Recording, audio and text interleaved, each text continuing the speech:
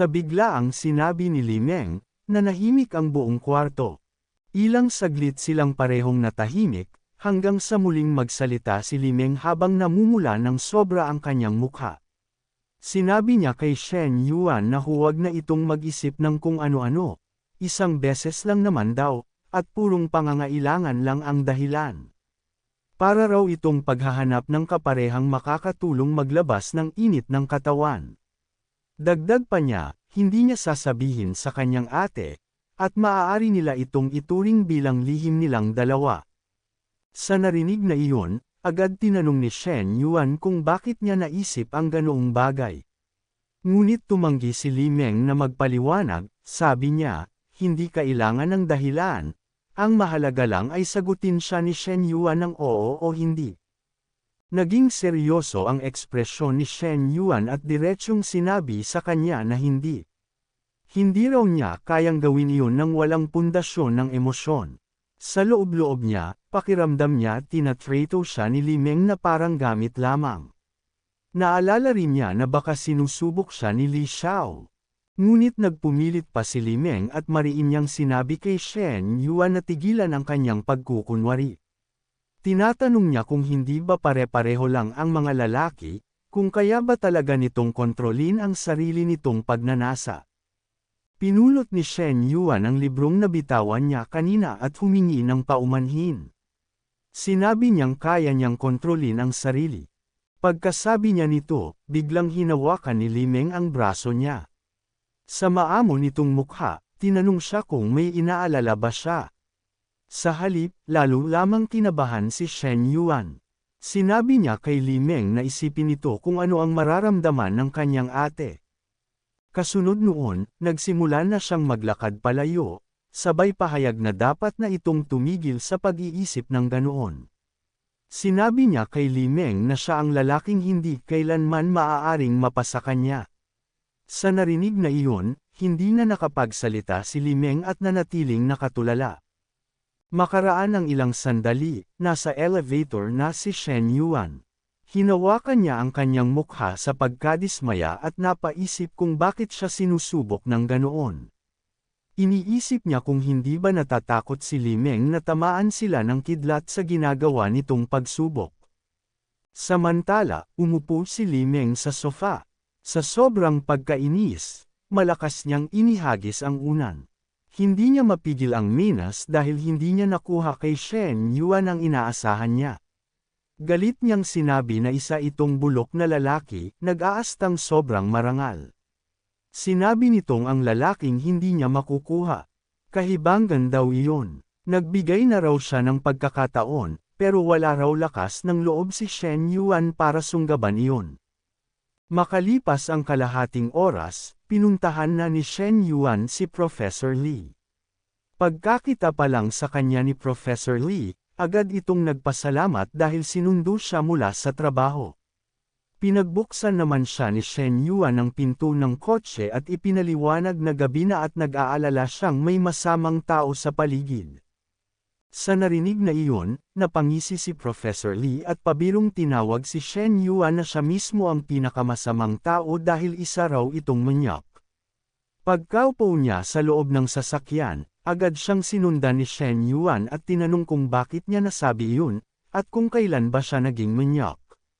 Gusto pa nitong palawakin ang paliwanag.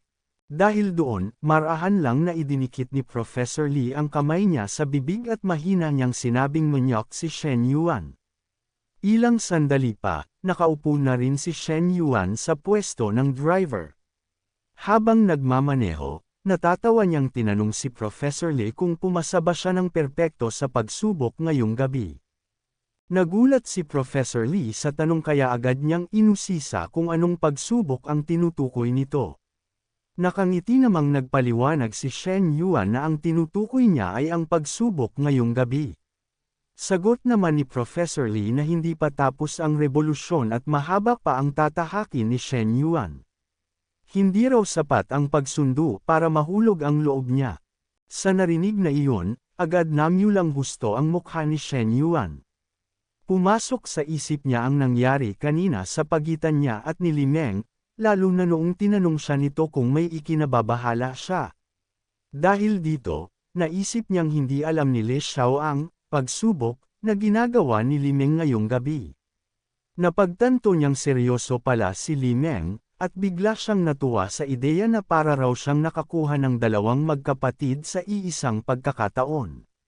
Buy one, get one, malaking tubo. Hindi niya napigil ang mapangiti ng malaki dahil sa naiisip niya. Napansin iyon ni Professor Lee, kaya agad itong nagtanong kung bakit siya biglang ngumiti ng ganoon. Sinabi lang ni Shen Yuan na wala naman, may naisip lang siyang bagay na nakapagpasaya sa kanya. Dahil doon, nagtanong si Professor Lee kung ang simpleng pag-uwi ba sa kanya ang talagang nagbibigay ng tuwa kay Shen Yuan. Tumango si Shen Yuan at sinabing siyempre. Maya-maya, nakarating na sila sa bahay ni Professor Lee.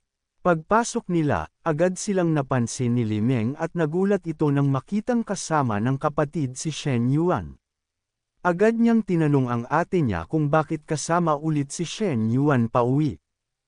Habang pinagmamasdan ni Shen Yuan si Li Meng, napagmasdan niya ngayon lang niya ito tiningnan ng mabuti, at napansin niyang sa taas nitong 172 centimeters. Mas mahaba ang mga binti at mas maganda ang hubog ng balakang kumpara sa kapatid, pero mas maliit ang dibdib. Si Professor Lee naman, kahit mas mababa sa 168, mas kapansin-pansin ang hubog sa dibdib. Habang inaalis ni Professor Lee ang kanyang sapatos, sinabi niya kay Li Meng na huwag na nitong pansinin si Shen Yuan dahil nagyayabang lang ito. Dahil doon, tumayo si Li Meng at naglakad papasok sa kanyang kwarto. Habang nakatingin siya kay Shen Yuan, naisip niyang mukhang hindi sinabi ni Shen Yuan sa ate niya ang tungkol sa nangyari sa kanilang dalawa kanina. Pag-aarte pa niyang sinabi sa ate niya na hindi na niya guguluhin ang oras nila bilang magkasintahan, kaya papasok na siya sa silid. Pagkaalis ni Li Meng, agad na niyakap ni Shen Yuan si Professor Lee. Sa biglaang yakap na iyon, namula si Professor Lee at sinabihan siyang tigilan ang kalokohan. Ngunit sinagot siya ni Shen Yuan na hindi ito kalokohan, ito ang diretsyong punto ng lahat. Sabay noon, naglapit ang dalawa at unti-unti silang naghalikan, puno ng init at paghahangad sa isa't isa. Habang tumitindi ang sandali, marahang niyakap ni Shen Yuan si Professor Lee, hinahaplos ang kanyang likod at baywang, na para bang pinaparamdam dito ang matagal niyang pananabik. Sa gitna ng kanilang paglalapit, marahang sinabi ni Professor Lee na sana ay bigyan muna siya ng pahinga dahil buong araw siyang abala at pagod. Ngunit masuyong lumapit si Shen Yuan sa kanyang tainga at ipinaabot na hindi niya ito pagbibigyan ngayon. Dahil doon, napangiti na lang si Professor Lee at tinawag siyang pilyo. Sabay nun, sinabi niya dito na ang ngiti raw ni Shen Yuan kanina sa sasakyan ay dahil pala sa intensyon nitong lumapit sa kanya ngayong gabi. Samantala, dahan daw ang binuksan ni Li Meng ang pinto ng kanyang kwarto upang silipin ang nangyayari. Pagkakita niya sa dalawa, hindi niya mapigilan ang pagkainis kay Shen Yuan dahil hindi ito ganoon kainit makitungo sa kanya kanina. Dahil sa nakikita niyang paglalambingan ng dalawa, mabilis na uminit ang pakiramdam ni Li Meng, na para bang may kumikirot na selos at pangungulila sa loob niya. Makalipas ang 20 minuto, natapos na rin ang kanilang mise-en-sceneng sandali. Habang pinupunasan ni Professor Lee ang labi gamit ang panyo, tinanong niya si Shen Yuan kung ayos na ba ito at kung maaari na ba itong umuwi. Ngunit sagot lang ni Shen Yuan na hating gabi na at mas mabuting doon na muna siya magpalipas ng gabi. Dahil dito, agad siyang pinigilan ni Professor Lee at iginiit na hindi pwede, lalo na't tinulungan na niya ito ngayong gabi. Kaya tumayo si Shen Yuan, kinuha ang kanyang polo, at nagpahayag na sa sofa na lang siya matutulog. Pagod na raw siya, at iyon na ang magiging desisyon niya. Ilang sandali pa, nakahiga na si Shen Yuan sa sofa habang nakatitig sa kanyang cellphone. Nagpadala siya ng mensahe kay Professor Lee para tanungin kung gising pa ito. Ngunit makalipas ang mahigit 20 minuto nang walang sagot, Napag-isip niyang mukhang nakatulog na ang propesora sa pagod ng buong araw.